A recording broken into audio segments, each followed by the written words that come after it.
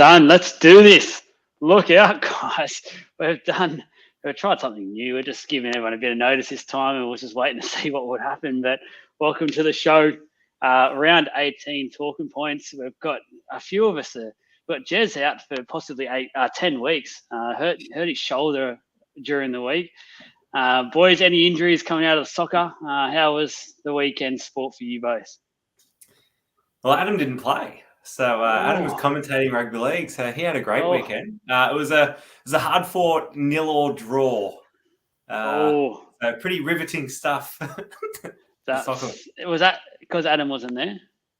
Well, we had no subs, and then we went down to 9 because one of us got cramps. So it was pretty testing. But 0-0, happy to come away with a point. Still undefeated. Touch wood. How's the commentary, Ads? Yeah, so I did some commentary for Bar TV locally. Mateless Cessnock, first, second on Saturday. Pretty good game, actually. Cessnock were up 16-6. Maitland come back to win 24-16 at home.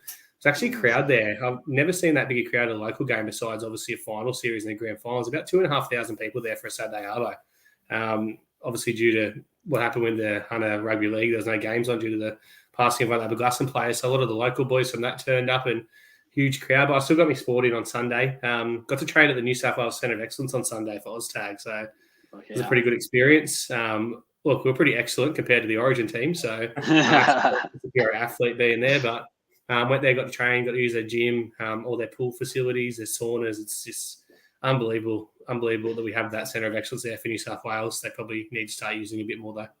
Yeah, it didn't take us long to mention Origin, but we'll try not to talk too much about Origin. This is all about the league over the weekend, all the talking points. There's plenty coming out, so let's get stuck into it. I've got first up on the list, I want to talk about this rich list that came out, and more so talk about, it generated a heap of talking points, a lot of talk around the comments in the comment section of the posts on Facebook and Instagram.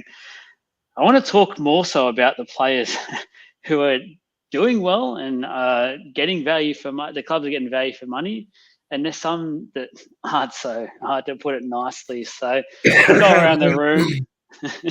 Ads is that cough again. He's just it's been 6 weeks.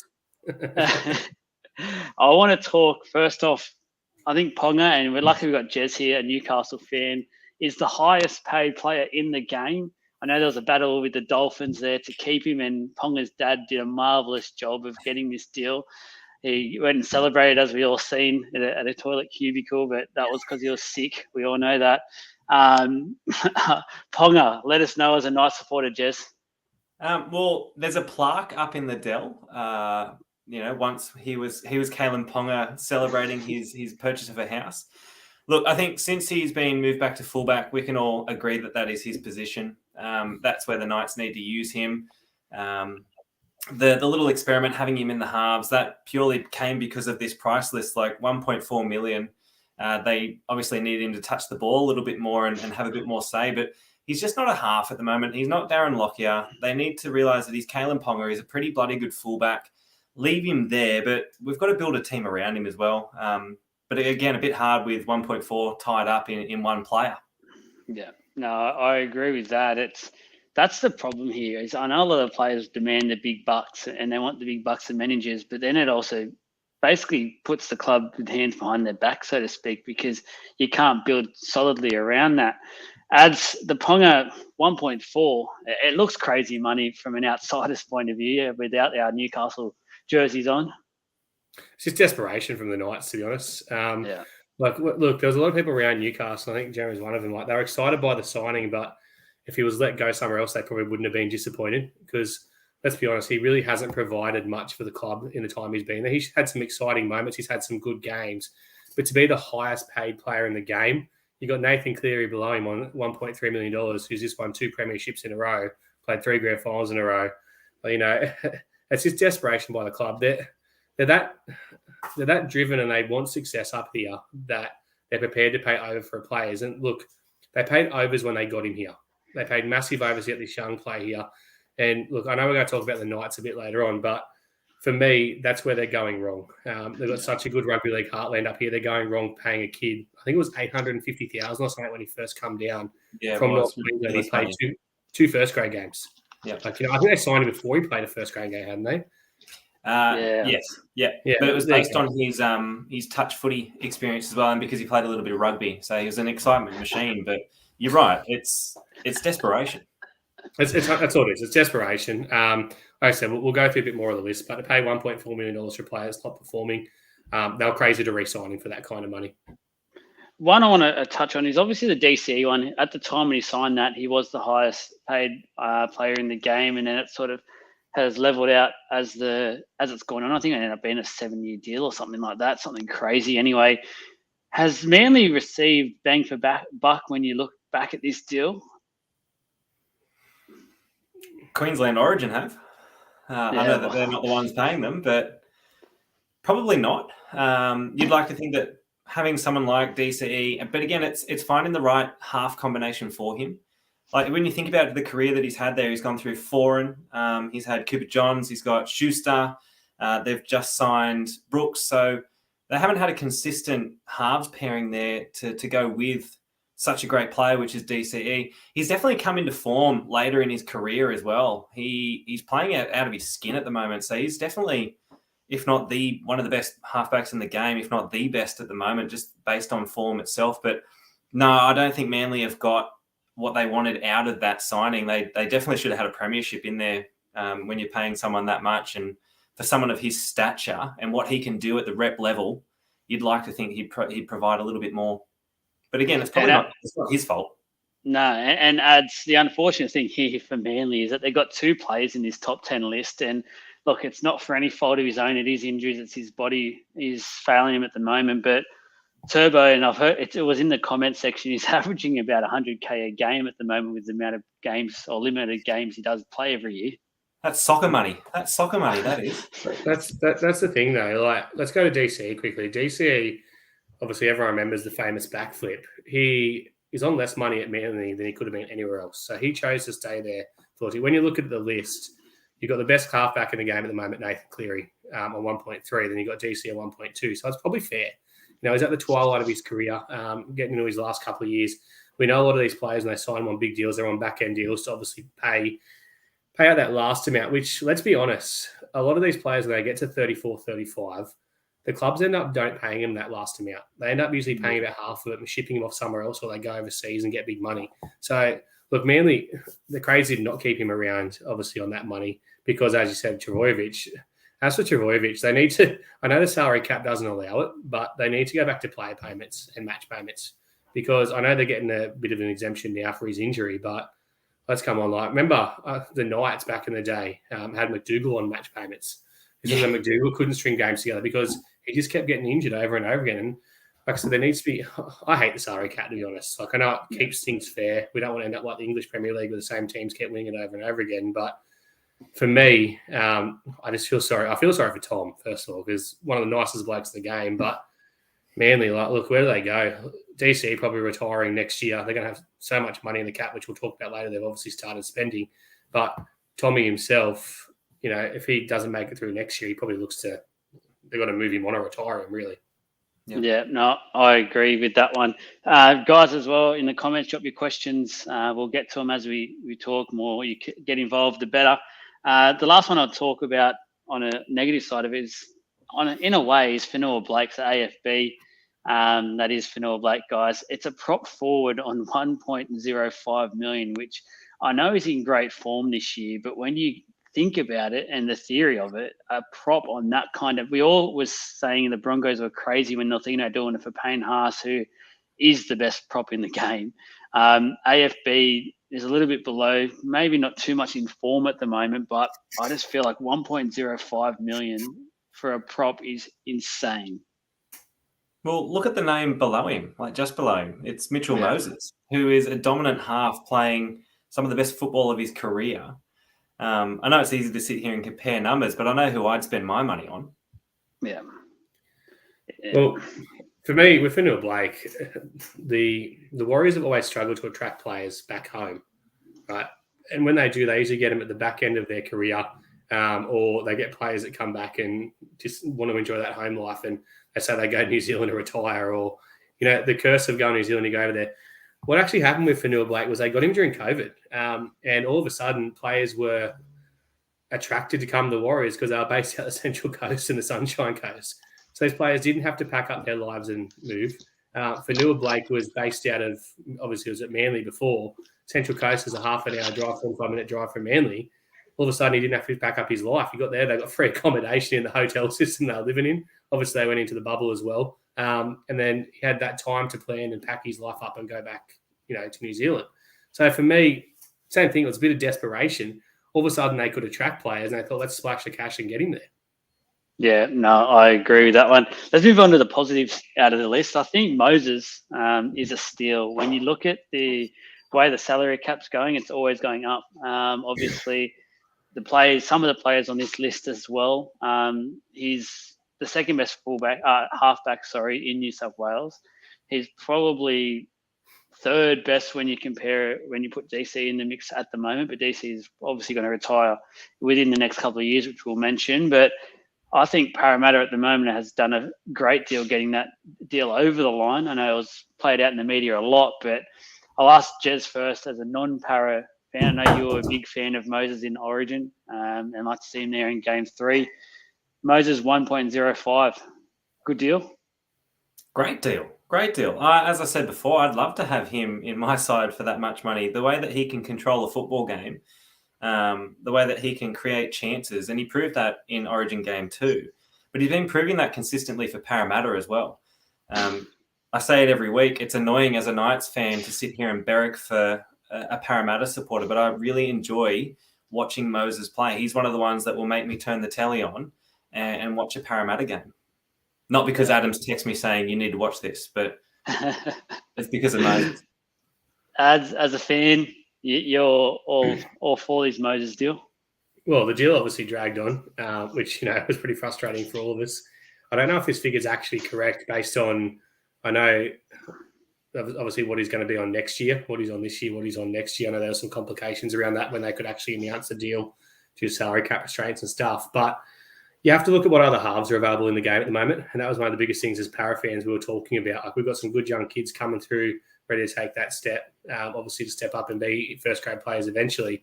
But at the time, as you have said, there's only probably two other better halfbacks in the game. I still rate DC as a better halfback for his ability to close out a game. And Moses is slowly catching him with his kicking game. And obviously Cleary, given the fact he's won 2 comps, we're not going to talk about Moses next to him, even though Moses kind of is starting to turn up a bit more on the big stage than Cleary does, but we'll get to that. We'll get that around finals time. But for me, like I said, 1.05 million, great deal because of what else is around. And, so when you look at some of those other players, you look at the fact that Luke Brooks has never taken his team, never played finals football, and he's on, 1.15? So I know he's got a better deal. Yeah. I didn't want to really. I think Brooks has been picked on a lot. I was trying to avoid pointing him out, but that deal is crazy when you look at. He'll be my teammate next year. So yeah, you're signed by Manly as well as exclusive. So let's look at a team that is just, we've said it before, are struggling massively. It's the Sydney Roosters. Things are just getting worse for them as well because the injury list gets bigger and bigger.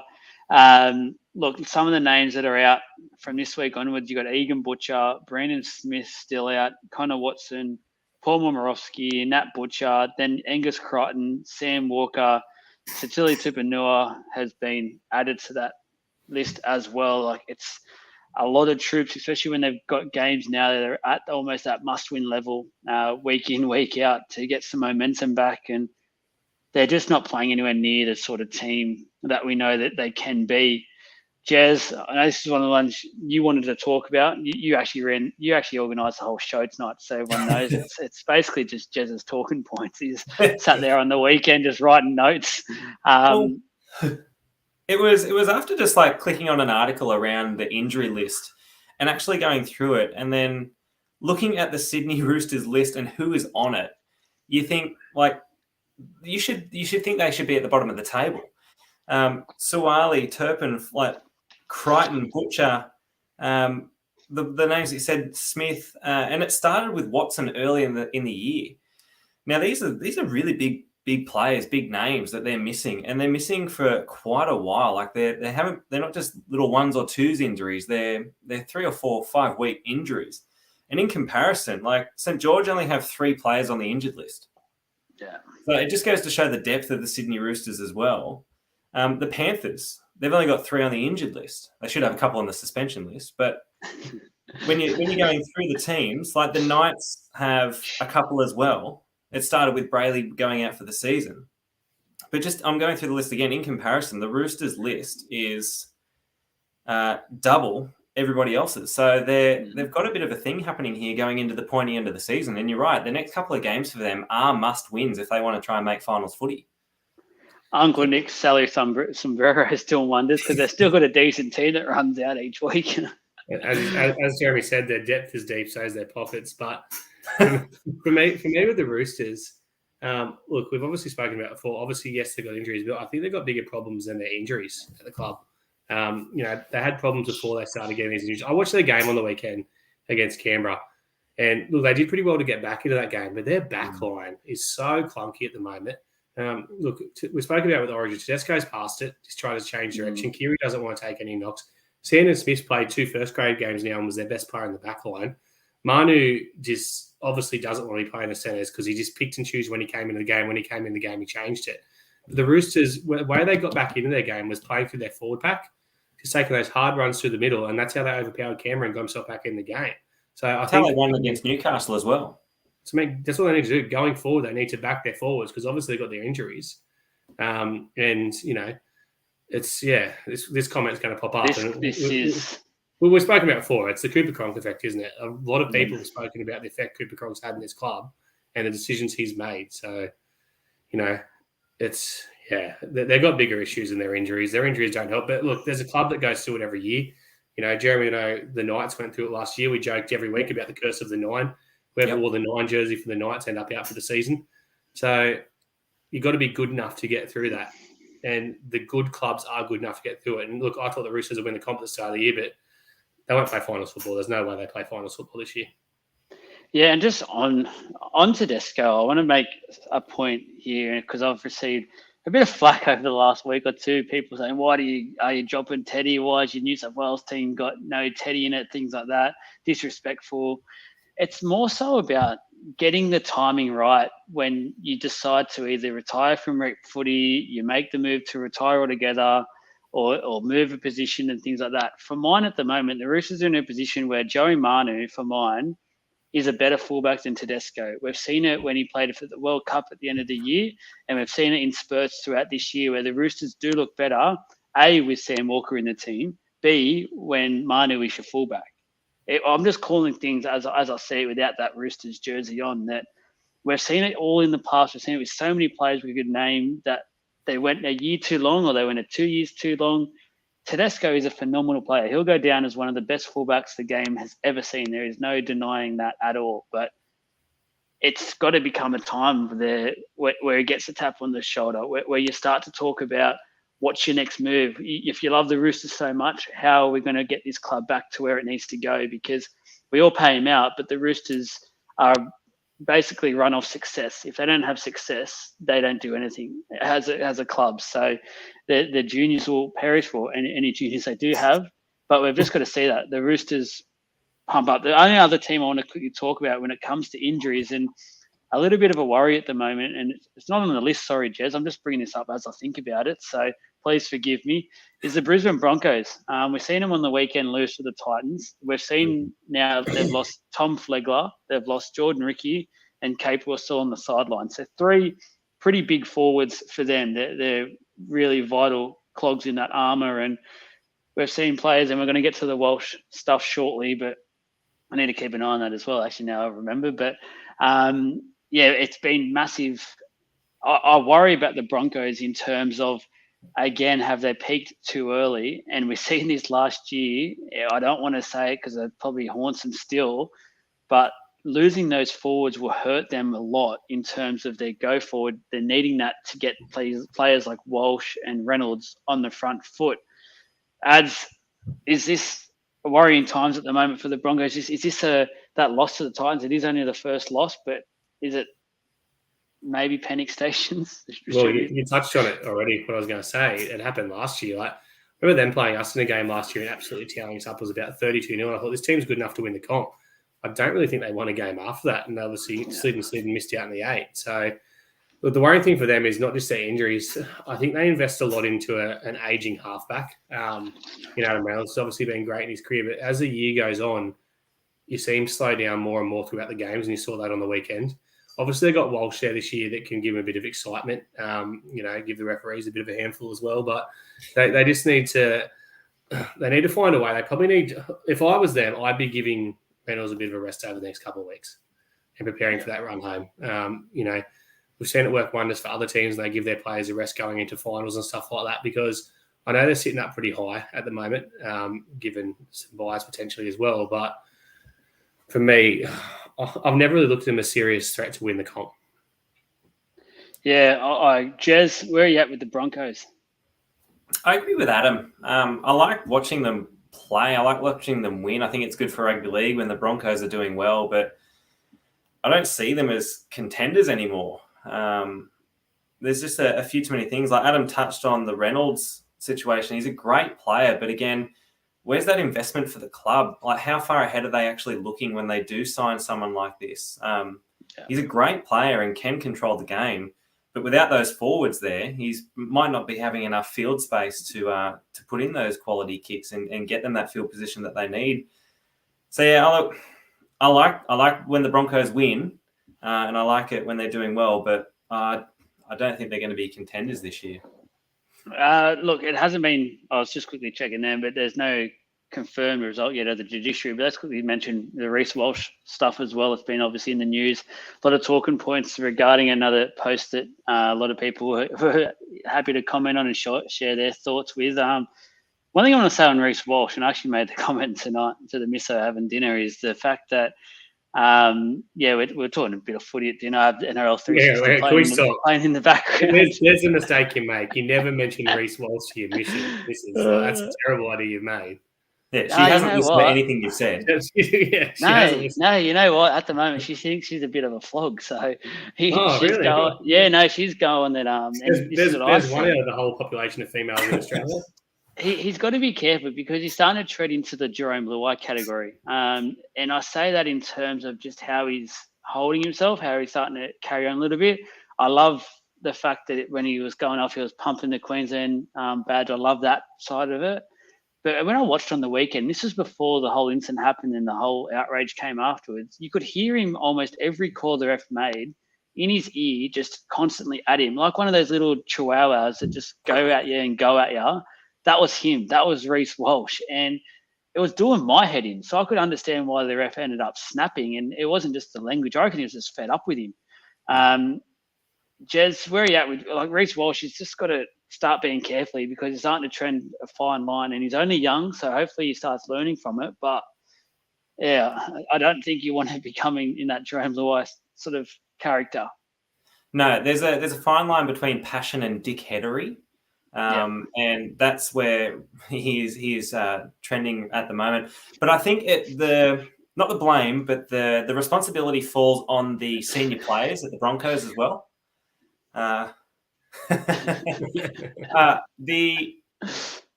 think a bit of shared responsibility needs to come from the senior players at the Broncos. Pull him aside, tell him to pull his head in, let him realise that he is got a fantastic career ahead of him.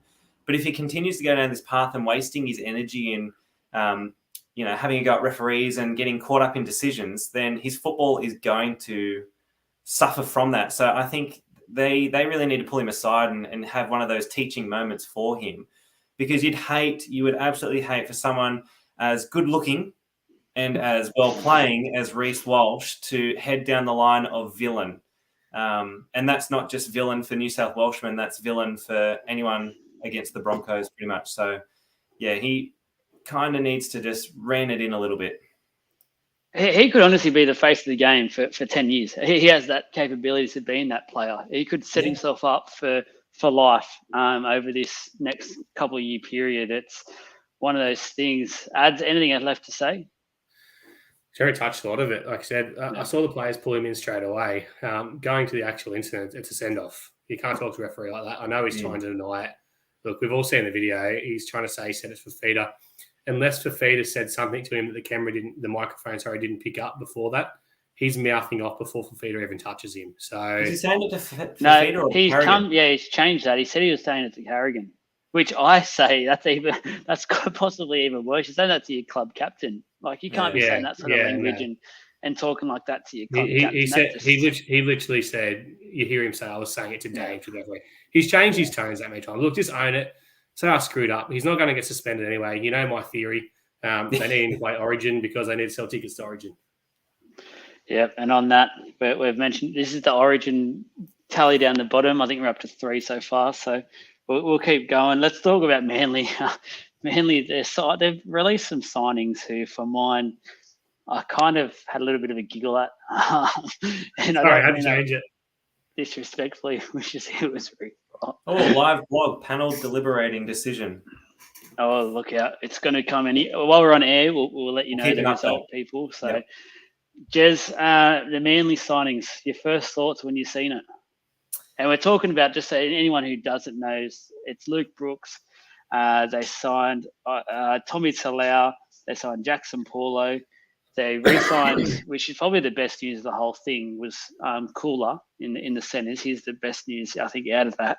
And Josh Schuster today as well was re-signed. So there's some talking points in this to talk about, but initial thoughts?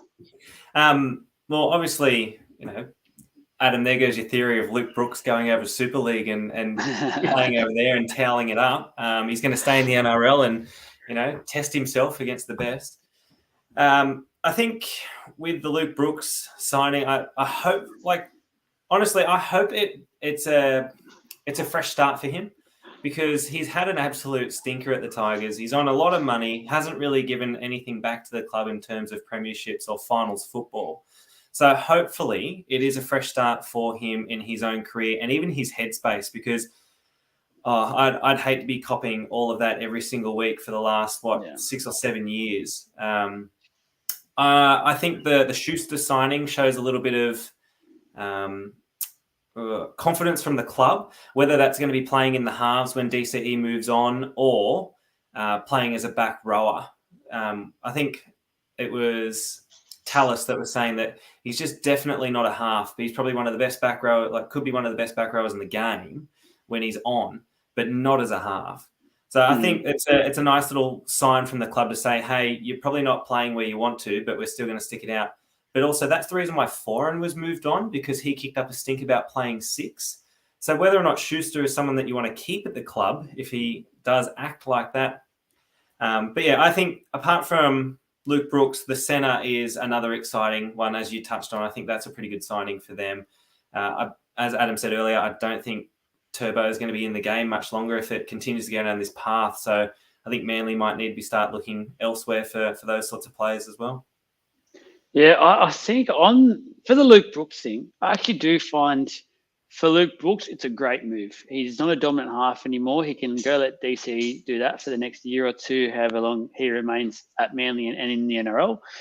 So Luke Brooks will have finally not be the head chief. He won't be the centre of attention. I think it's a perfect move for him. It's a bit of a gamble for Manly to go this way, but for Luke Brooks, it's perfect. Schuster, he actually reminds me a bit of, and I know Adam will know a lot about this move as well. He's Ryan Madison's early career, where he was a 5'8" coming through the juniors and things like that. But then he just got way too big. He was just so big. It got to the point where he just had to go into that edge role. And I think Schuster is definitely an edge. It's just that he's 8'50", too much to be paying an edge forward. And that's the question, especially of Schuster's caliber. Ads, your thoughts on all these signings? Yeah, look, none of them are big besides the Brooks one, really, in my opinion. Obviously, signing Carlo is good for their future. For me, Paulo, look, he's a fringe first grader. I know he's gone right at the Roosters this year when he come across me at South Sydney. He was a fringe first grader. There's nothing exciting there. I don't know who the other one they re-signed was. Who was there was a fourth one they re-signed. Not Schuster. Oh, it was today? No, yesterday when they announced it for him. Yeah, anyway, so it was just, yeah. I'm not that excited by them anyway. So Schuster, for me, look, he has to go to the back row. He's not a 5'8", as touched on. But The thing that worries it for me is, and I know a lot of Manly fans aren't happy about signing Luke Brooks. It's, as I said, it's the best thing for Luke Brooks to get away from the Tigers. Just like to announce once again that that's the end of the big four at the Tigers. Woods, Tedesco, Munster, Brooks, they're all gone now. And it looks like they kept the right one because Tedesco's had it at the moment. So besides Moses, the others have really gone on to nothing. But sorry, Teddy, we're back to you again. We're back. I just get back into you every week. But look, for me, it's a bit of a strange one for Manly. He's obviously going to go there and play 5'8" next year. And as touched on earlier, it looks like the DC is on 296 first grade games, I add. So he gets his 300 games this year, touch wood. So next year will be his swan year. He's done everything he can in the game. Won a comp, obviously won Origin, played for Australia, won a World Cup. So for me, it's just, I don't know if he's the player they want leading their club because DC is so dominant with his kicking game and stuff. Look, it seems strange because Brooks has been around a long time, but he could learn a lot off DC in the year he plays with him. But they're not. It's not like for like. They're not going to get out of Luke Brooks what they got out of DC. But let's go back to what I said earlier about the Moses money. There's no other halves around. Like, really, besides this, like, obviously, Jake Arthur, he's never going to be half G-Man. He's going to move to the back row as well. But I'll touch on it quickly. Like, Ethan Sanders coming through for Parramatta, for example. He's getting big money thrown around him from Canberra and Penrith because they're looking to the future. Why didn't Manly join in that and look to the future? Because all they're really looking at is 2-3 years ahead, and they're going to struggle. Yeah. No, honestly, what a way to end that. You're absolute just knowledge. It's like you're a bit of a Gus moment there, just stopped and there's my mic drop. There's my moment. So let's talk Ben Hunt.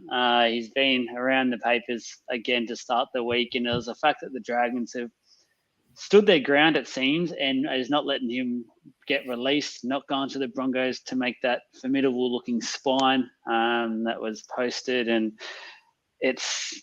I applaud the Dragons on this tough stance that they've made for this for now. I feel like it's only a matter of time, though, until Ben Hunt does leave.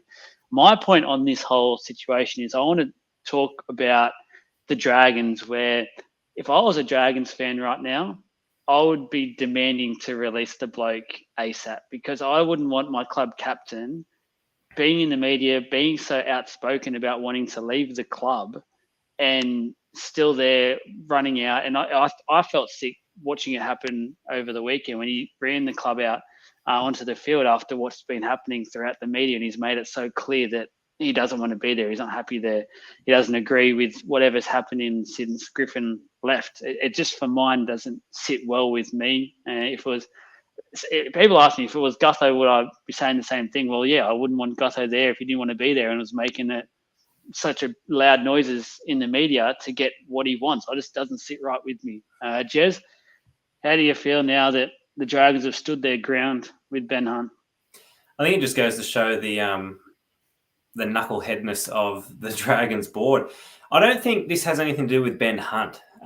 There was a moment in the Cowboys game where they made a line break. The Cowboys made a line break. Ben Hunt made the first tackle, scrambled back 30 meters to get back and make the second tackle of that set, the third tackle, and then the fourth tackle he was there making by himself. So he in the same set of play, he made 3 really desperate tackles, which no one else came to help and wrap up the ball.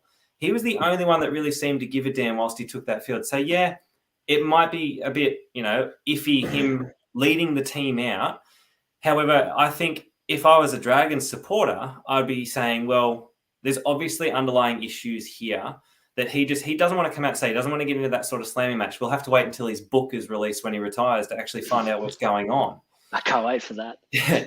But it's another thing, like he's willing to go to the Broncos and play 9, but won't do that at the Dragons. So there's something that is not happening, or that we're not getting the whole story. It's a good signing for the Broncos, but at the same time, I think for the fans, the Dragons should just release him and say, you know what, we're done with this debacle. It's bringing us nothing but bad news. I know all news is good news, but it's time to just end this. Let him go play football, and the Dragons can move on. Yeah, I did hear today some of the key sort of media personnel were talking a few different interviews and stuff that it seems like Ben Hunt and Ben Hunt's management are on a bit of different sort of wavelengths because according to them, apparently Ben Hunt went to this meeting yesterday and one of the first things he said to the club was, I don't actually want to get released this year. I'm happy to play out the rest of the year with the club. It's for next year onwards that I want to get the release. I want to go back home and be with family. So make of that what you will, but like his comment there about Hunt has played with his heart on his sleeve every game. There hasn't been a game where he hasn't tried, and there are definitely players in that Dragons team that you can point them out and say they didn't try, they were woeful, and Ben Hunt's name does not come up. Yeah, and the thing is, if once Ben Hunt does leave, if they do grant him this, I'll say this. In support of Ben Hunt, I reckon the Dragons, if they think they're at the bottom now, they'll get worse for a period until they find enough. And they won't just have to replace Ben Hunt. If they lose Ben Hunt, they'll need to replace him with about 4 or 5 players to build up what the hole he'll leave at that club. Add any it's good news for us Knights fans. Yeah, good the spoon. Yeah, look, it's that old saying: if you love something, let it go. Really. But just quickly on Ben Hunt's book, I don't think he'll ever release a book because I don't think he'll be able to make it past 2015. To be honest, he won't be able to write anymore after that. The rest of his career doesn't matter. It's all he'll ever be remembered for. But look, it's a hard one. I see it from both sides. I see he's given. I don't think the Dragons would have won a game without him this year. In the games they did win, he gives everything for the jersey. Credit to him for turning up to the game on the weekend, actually playing and playing well. Yeah, not being rested.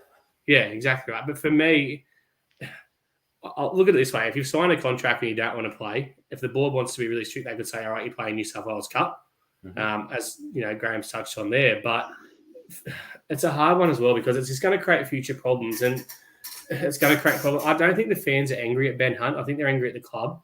And let's be honest, their club's a basket case. They've got the biggest problems out of anything. They remind me of an early 2010 to 2016 Parramatta Eels. The only thing they're missing is a couple of wooden spoons and a salary cap drama. Yeah. They are literally at the bottom. Their club's a mess. They need a full restructure and to sort their shit out. And worrying about one player and if they're going to keep a player there isn't going to help them. So I'd be letting him go, as hard as that is, and as hard as it is for the fans as well. But like as Jeremy said, if he's prepared to go to Brisbane and play 9, it's a slap in the face to the Dragons because I know they're looking to sign a halfback and he wouldn't go with it, and it's cost them players over the years as well. We're kind of forgetting how close he was to Hook as well. It was very close. I think if you watch any Wainless's videos, you want him to go to Salford with him. But anyway, Dragons, big issues. Ben Hunt, not their biggest issue. They just probably need to stay out of the media for a while and try and rebuild. Yeah, I mean, Shane Flanagan signed up and he has quite a lot of work ahead of him, which will be massive for him. He's a huge... I'm surprised he's not there now because I think he needs a lot of time to get this place into gear. So I know he's respecting Manly and sticking it out, but I feel like the sooner he can get there and get started, the better for the Dragons moving forward. The Knights, let's talk Knights, Jez. It's that time of the night. I know you were dreading this part, but it's not looking great for the Newcastle Knights. Unfortunately, they're just so up and down, and it seems more down than up this year. There's every time you feel like there's some potential, and like you looked at on the weekend, and you just thought the players that Penrith have out and the sort of little form that the Knights started to show, this is their chance to get them. This is their chance to make a statement, and off they go. They've got the Dogs coming up into a bye into the Tigers. They can just get a real good little period here. They'll be around the 8, and let's see what they can do. But they just went so far backwards in the space of 80 minutes. It was crazy to see. It was really disappointing to watch. Like, I'm questioning so many things, and I'm also asking can we have 3 buys? Like, when do we get the buy again? Because that would be nice to secure some points. It's 1 more week. Oh. As Christian Walsh said in the Melbourne press conference, how did the Knights lose that? So good. How did the Knights lose that? I think that's what everyone in the NRL world is saying right now is how did the Knights lose that? But it goes to show how strong the Penrith club is. Like, they didn't win everything last year for no reason. They've got some good, solid foundations that are coming through that a lot of clubs could look at and go, wow, this actually works. And one would be holding on to their juniors, as Adam can attest to. Newcastle do not do that at all. We have so many Knights juniors that are playing first grade in other clubs and doing so well. We don't see the value in holding on to them. There are so many issues happening in that club. The only shining light every week is Tyson Frizzell and Dominic Young. They give 110% every week, and that's when Dom's, not getting in trouble for saying the wrong thing at training. It's so frustrating. Someone's get on the bus. And we are, we're a one-town team. We keep showing up. We keep putting, 20-odd thousand at the ground, and we get performances like that. The Roosters game was another telling sign. We were woeful. At least they score some points.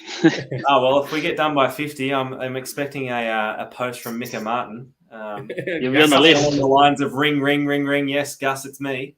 There are so many issues. There are so many issues at the Knights, and I think they're, you can put a lot of the blame on Adam O'Brien, but you can also put. I think I said me then. It was like, I've done a lot over the years to bag him. A lot of the blame there. Apparently, there's a lot of staff at the Knights that want to leave as well. There's something happening at the club that is, the results are showing on the field each week, where we should have beaten a depleted Penrith side. We were full strength. There's a lot of staff turnover there. That's what I'm hearing from the place. A lot of all the staff are going in and out. It's like a revolving door, which is not what you want at that level of the club anyway. You want stability around the chaps when it comes to that stuff. It's hard. It's that. Then you obviously mentioned it. That brings us on to the Newcastle coach and O'Brien. I feel like he's on fine line there. It's only a matter of time for mine until he's given his marching orders. And we've seen the unfortunate thing now for the Knights is that they've missed out on probably the two best candidates for the job. And because O'Brien, this isn't the first time O'Brien's name's been mentioned about getting moved on. This is happening quite a bit, and it's been happening over probably the last year or so. Is there a standout candidate when it comes to the Knights and a coaching role, Adam? Well, I just want to touch on, I think, if the Knights don't win this week against the Bulldogs, we're actually going to the game, so I'm going to take some Red Bull, drink a lot of Red Bulls before the game is to stay awake. And I'm excited to see the stadium. Is that sad to say? Like, I'm just excited to see. You've been to a call before. I was at a core. I thought it was at It's going to be shit. There's going to be 8,000. I still haven't been to that new stadium. No, it's just a core. Don't worry about it. Never mind. No, but look, for me, we need footage. I think Adam O'Brien gets sacked if they don't win this weekend. And I don't think it's his fault. There's a clear attitude problem with the Knights. There's bigger issues. Just touching on before we get to the coach and who will coach him. For me, the Knights, and this has been my biggest criticism of the Knights for years, and it's one of the reasons I hate the club, is because of how much they shit on their local juniors. You look through their team, I think there's 2 local juniors in that team, in Phoenix Crosland, and there is with that Lucas play, but usually Fitzgibbon's there, Mr. NIB. And I think Safidi, look, they're Fijian, but they're from the coast. So there's really not that many in this large area they have. The Knights, when you look back at the years the Knights were so good, and a lot's changed in the game, I get that. But the years they won half a comp, then won the other comp that we don't talk about, their team was literally local juniors. They had, 2 halves from Cessnock. Like, it's, their hooker was from West Newcastle. Like, you look around some of the players in the comp, and my mother, who doesn't get football that much, but starting to get a little bit more into it, she sat there laughing the other day watching the Origin because she saw it come up. Payne Haas from Woodbury Warriors, 20 minutes from Newcastle Stadium. Hudson Young, Greater Brankston Colts, 35 minutes from Newcastle Stadium. You look at some of the players they should have in the Knights and some of the players over the years they've missed out on. They've let go. Tyler wouldn't be any good. Brett Kamali, Greg Bird, Luke Burt. You're talking some pretty big players. Tavita Pengai Jr. Tavita Boy, yeah. Brett Finch. Like, you go through a lot of those players and they just get it so wrong. I know we shouldn't say much about that one, but I'm saying what he does on the field. Latrell Mitchell, Boyd Cordner, Taree. That's in Newcastle area. Greater Northern Tigers are in Newcastle's area. So they've got so much wrong. And, we spoke about earlier, they went through this big money at Kalen Ponga to try and attract a star and then try and keep him around. They need to go back to what works for them, because some of the kids they've brought through over the years, I know they haven't gone to great things, but you look at Brodie Jones, for example. There's a bloke playing at Maitland. He's 25 years old. Can you say his name properly, please? Oh, Brody fucking Jones. Thank you. Yeah. there's so good bloke too. Good bloke. There's so many players. This one player I'm going to talk about from Maitland. He's played 100 games. He's played in all the rep teams. The Tigers tried to sign him at the start of the year. We didn't want to move to Sydney. He played under 20s for the Knights and they shit on him. And now they won't give him another go. And anyone who watches, Maitland should win 2 comps in a row. Anyone that watches this kid play, he plays 80 minutes. He's well above the level he's at. He should be playing first grade NRL, but they won't give him a go. They need to start looking in their own backyard and they'll fix their problems. But getting on the coach, look, for me, Newcastle's a great place to live. They should be able to attract a good coach and good players. I was watching the news tonight and I saw the traffic in Sydney and I thought, fuck that. I'm so glad I live in Newcastle. I don't want to get stuck on this M7, M5 that's on the news every night. So, look, there's two coaches I'll be looking at for them. Billy Slater, obviously proven he can do it with Origin, and coach, proven he can coach and proven he can be decent and can relate to players. Could probably get the best out of Kalen Ponga being, I'm gone again. Kalen Ponga being, it does that every time, every night. Kalen Ponga being fullback and obviously Queensland, I think Slater could really relate to him. Also, like I said, Newcastle, a great place to live. He can bring his yacht that Melbourne gave him. Lake Macquarie's got a nice little boat club there, so he can bring that. Banana farm. Yeah, he can park it just. There's one just over there. Yeah. Can park it there if he's still got that 2009 vintage boat. They might have actually given him an upgrade at the end of his career. Who knows? But the other one, and it makes sense to me, and I've mentioned him when we've spoken about coaches before and stop recycling coaches, is he obviously won the comp for the women's. I rate him very highly. Women's coach last year of the Knights. Obviously coached Indigenous All-Stars. If Adam O'Brien got sacked tomorrow, I have no doubt the Knights would appoint Ronnie Griffiths as the coach for the rest of the year. So maybe they give him a chance to coach on. I don't know. Let's see how that goes. Jez, you can have final say on this. I want to mention one name first, and it might be absolutely crazy and thrown out of the room, and I'm happy to take it. But I mentioned him last week when we were talking about New South Wales Blues candidates, and I feel like the problem at the moment with the Knights is when I look at the Knights and think about the Knights Football Club, I feel like they were a very special case when it comes to coaching and people, the important people, what they need to be like to be around the place. We know the Novocastrians, how passionate they are. In a nice way, they're a different breed. They just love their football. It's football 24/7. We all know they get treated differently up there. You can just say it if you want to. 98% of their fans are wankers. There's a red 2%. I wouldn't say that. And this man's hit on the head. This is my candidate, Danny Badiris. It might sound crazy. I feel like with the right people there with him, the right assistant coaches, I don't know why this guy hasn't been talked about more for the job, because he clearly gets the club. He's an absolute legend. He, as Adam was talking about with the juniors and stuff, I have no doubt he would know a lot about the juniors, where to look, things like that as well. For mine, he's a standout candidate with the right assistant coaches. You can have final say on the matter. Yeah, I really like Danny Badiris. He was interim for a little bit there when we were in between coaches, so he took over for a couple of games, and we got some wins. Matty John's another one, but I think he's got too many media commitments, and that's why I don't think he'll end up doing Origin either. Costs a fair bit of money as well. I like the Billy Slater theory. When he put his name up for Origin, that was the first thing that I said. I think I said it to you, Adam, was, geez, I'd like him at the Knights if he needs a club. But I think you're right, Adam. If Adam O'Brien does get the sack, it will be the women's coach to jump straight up into it. And that's who I would put there. But I don't know. It's such a bad problem to have in a one-town team where John's assistants, where we are passionate. We turn up. Even when we're losing, we turned up. And I don't think the team understands. Like, they say that they do, but I feel as though there's a bit of a divide between the team and the town, where when we used to be winning consistently, even when we went on that run in the late 10s, there was a bit of a connection between the team and the town again. And now it doesn't seem that way. You see the players after the game, like, yeah, they'll go around. Kalen, to his credit, is one of the ones that will stick around until the lights are turned off and sign. So he is trying to buy in. He's trying to do that. However, it needs to be a whole team thing, and it needs to come from the top. And there's just so much that the club isn't doing right. And Adam touched on it in the catchment area. We have riches aplenty when it comes to our catchment area of juniors, but we just don't utilise that. And I think Danny Badiris, if he was in charge or up there, would definitely be looking into the junior ranks and the local ranks and getting them through into that NRL club.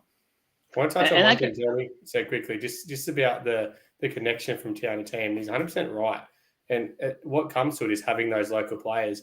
One of the best things you'll watch is Chief, Matty, Joey, any of them talking about the 97 grand final and what it meant to them. And look, obviously it was a pretty big thing. The Newcastle area obviously survives on mines now at the Upper Valley and stuff, but BHP was the biggest thing back in 1997 and it shut down that year.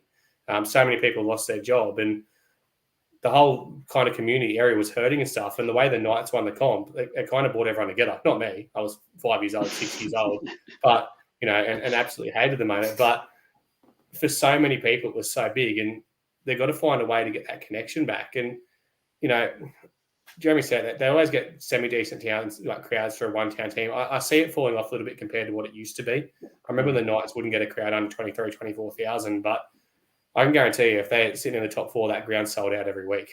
And, you know, there's nothing better than a suburban ground sold out. So not winning games isn't going to help them, obviously. Like any bandwagon team, every team has bandwagon. Australia's the biggest bandwagon country of them all. But they've got to find another way to connect, and maybe appointing a local coach or getting more local players will help that.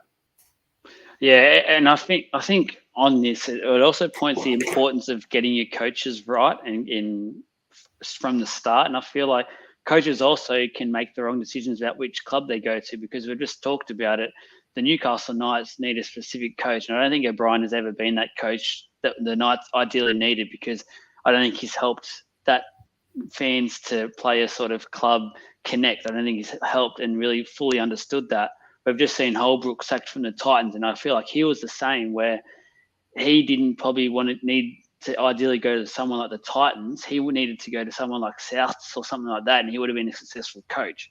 He went to the wrong team, he went to the wrong club, and it sort of backfired on him. I know coaches really want to jump into getting these roles, but you need to really find a club that suits your coaching style and really work towards getting that role and waiting for the appropriate time to get that spot. But talking about coaches, and obviously we did it last week, we started that special segment we do each week. We pick a little topic out and we want to go to the archives, talk about things. But this week, and Jez did think about this. Before we get to that topic, what about Benji? Oh, sorry. Let's quickly talk on Benji. And sorry, you got me. See, I told you, Jez has made the show tonight. He knows point by point what's going. You go Benji first. Go, Jez. Will Benji ever be allowed to make a decision? That's my question. What do you mean? Will Benji ever be allowed to make a decision on his own? Well, I didn't like when they did this whole coaching thing from the start. Having scenes, it was a PR stunt. Yeah, it was just stupid. Like having Farah and Benji, like, you know, just a throwback to 2005, whatever the fuck they were trying to do. But it was just stupid. Like, it was never going to work. And let's be honest, the way the Tigers performed, Tim Sheens would have been fired by now if he wasn't Tim Sheens. They didn't have this plan in place. I don't know. It's just stupid. I don't know. Benji seems to be making all the calls on game days. Yeah, Benji wanted Brooks to stay. He was openly, you know, saying that to everyone that would listen. He wanted Brooks to stay. He wanted everything to do with him. But yeah, I when he does become head coach, my question is, I don't think he'll ever be allowed to make a proper decision. It'll be either the board or this, you know, someone else doing it for him. Honestly, he'll be made to appoint 2 old players as assistants. The Tigers sign have a recurring problem, and look, I hate to say it, but it's Justin Pascoe. I don't know still how he has a job there. It's ridiculous how he does. I feel like everything the Tigers do, it's a circus. No matter what it is, it's a circus. As you said, there's PR stunts left, right, and centre. There's convenient leaks to certain media who are friends with him, things like that, are on the good side of him. The Tim Sheens and Benji Marshall thing was never going to work. And it was always dangerous because we're seeing it already in the first year where Benji's butting heads with the staff. He's not even a head coach yet. Technically, he's not the head coach for another year. So who knows how this relationship is going to further get damaged within the next year. But he's already signed the contract. So what are they going to do? They're going to pay him out, sack Tim Sheens at the end of this year, and have to pay them both out. Like, it's just so stupid. I don't understand how this has come to fruition. But the only club in the NRL that could do this is the West Tigers. You have to feel sorry for the fans of this club.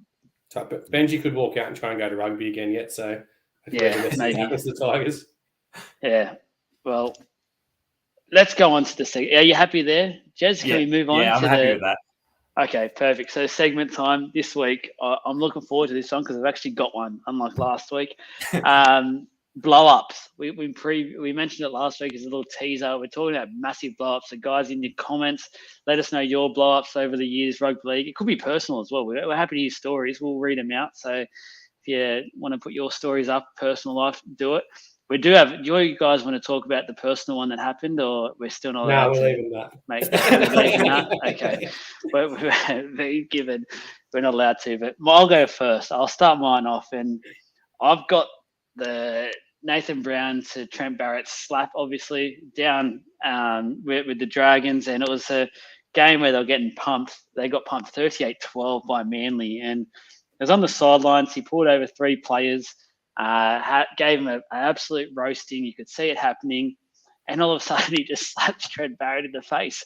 I think he's embarrassed because I don't think to this day, I was trying to find quotes and stuff about it. He actually hasn't really said anything. Anytime it gets brought up with him, he's very coy about it. He gets ways to get out of it, doesn't talk about much. So it's definitely something he regrets. Now, apart from the slap as well, Barrett and Lance Thompson also go to leave the conversation, and he full-on grabs him back and it goes at him again and gives it to them both. He's pressed on the jersey. It was a blow-up and an absolute half. So that's my one. That's out there. I watched it again about 10 times today just to refresh my memory, and it's actually funny to watch it back now. It's crazy to see that on the sideline as well. Boys, who are going next? Was that also on the opening of the footy show? Was just the slap? Like, it was always, I remember just seeing it every week. Just the little, oh yeah, you're listening sort of thing. This topic special one come up from, sorry? Special one in the comments, Adam versus, is it Mika? Is that how you pronounce it? Micah? Yeah, no, that week Gutter Dog couldn't give me anything. They are from the home of Les Darcy, though, so it might be on. This topic stemmed from a real-life spray that I witnessed in the change rooms of a very cold 3-degree South Wallsend on a Tuesday night. So may have involved one of the people in the chat here. The one that I've gone with, you can't get past Craig Bellamy. We spoke about it last week. Whenever you see the press box of Craig Bellamy, he's a good one for just getting up and walking away. He can't stand being in the camera shot anymore. I think too many golden moments have happened. There's always a thick layer of spittle in front of him on the glass. Adam said that he's going to take some Windex one week and just stand there as he's having a spray. I think that would be really, really great to see on Fox Sports highlights. So it's from Cooper Cronk. He brought it up. So they'd lost 5 in a row. They were playing the Gold Coast Titans. They were playing terribly at home. So halftime, Bellyache comes in, gives them an absolute roasting for about 6 minutes. He said you needed a raincoat. It was that bad. But then about the 7th minute of the spray, he loses his voice and just couldn't get any proper words out. And instead of stopping, just kept mumbling through the choking and then ended up just walking out. And Cameron Smith turns to Cooper Cronk and says, "Do you have any fucking idea what he just said?" But apparently it was good enough because they came out and they had a ripper second half and ended up winning the game and then going on quite a winning streak towards winning a comp. So, if it's about passion, then you think Craig Bellamy. Then my other one. Did they actually win that comp though, or did they cheat that comp? Oh, I don't know, mate. I don't know. Okay, Yeah. sorry, it's still hurts. Asterisk, just asterisk. I was like, because they still try and claim it. That's all. I just want to, And then my other one is Wayne Bennett. You can't have, one of the best coaches not avoiding a spray. But this is a different sort of spray. So they had 10, 13 blokes in there, all over 100 kilos. So this is when, the Broncos in their peak. He comes down, he sits with his legs and hands crossed. He sits there for 10 minutes and doesn't say a word. Then there's a knock on the door. It's time to go back out. It's the 2-minute warning. He stands up and he says, "Nothing I'm going to say is going to fix the way you pricks are playing," and walked out. They sat there in silence for 10 minutes. The players looking at each other, wondering if they're going to get a halftime pep talk or a spray. "Nothing I can say is going to fix the way you pricks are playing," and walks out. That's just fantastic. So they're my two. Oh, jeez. Yeah, I'm speechless. Sometimes less is more. We're going to get Adam's one now. Just quickly, guys, as well, after this, we'll answer any quick questions about what's happening around the league world as well. So please drop them in the comments, as well as these stories are fantastic. Troy, quickly, just get me the quotes from the James Graham one, because I remember that. I was going to bring that up after this. So if you can quickly Google, that'd be great. Ads, get into it. That's a good one. I just remember the intensity in Graham's eyes that day, and you would not want to fuck with him that day, would you? He was filthy. But let's go. Yeah, he was angry. That was the worst call ever. It became a rule after that. I've got some honorable mentions, and some of them mentioned in the comments you haven't put up, but I obviously touched on last week. But the Des Hasler one at Parramatta, for me, that was one of the best coaching blocks ever. They blew a 20-point lead and got beat by Parramatta. I think it was 2010, and just the way they went on with them. Actually, I think it might have been about 2013, but the way that it happened, Des just absolutely tearing shreds off and then slammed the door. Now, the door didn't break. So the door it didn't slam. It just fell off. Like the whole hinge just come off. And this door just slowly fell down. I think it might have landed just slowly bumped Jamie Lyon. It was just the perfect blow. Kind of just like put his arm out, didn't he? Yeah. Kind of just like... Yeah, he saw it coming. It was coming in slow motion. The way the door was slammed and the way it fell was just completely opposite. Onto some player ones. One that I just remember very, very, very clearly was Andrew Johns throwing his mouth guard at the touchy. Got suspended for it. It's probably one of the best player blow-ups on the field, but you can't go past the press conferences, can you? Ricky Stewart, weak gutted dog, but as Graham's mentioned it there, there's got to be Jeff Tuvey. There's got to be an investigation. There has to be an investigation. That was weeks of frustration and weeks of shit calls, and he finally just lost it. And how red he went. Look, it's like talking about Ben Hunt earlier. He'll always remember for that drop in the grand final. Jeff Tuvey will always be remembered for that press conference. Yeah, and you mentioned Ricky. There is a few of Ricky. Troy's mentioned, obviously, he's kicking of chairs on the song. I think he's done this multiple times in his career so far, where you don't want to be a chair around him. He absolutely just boots it out of frustration. We've seen him in press conferences. You've said the weak-cutted dog after Chaman Semen.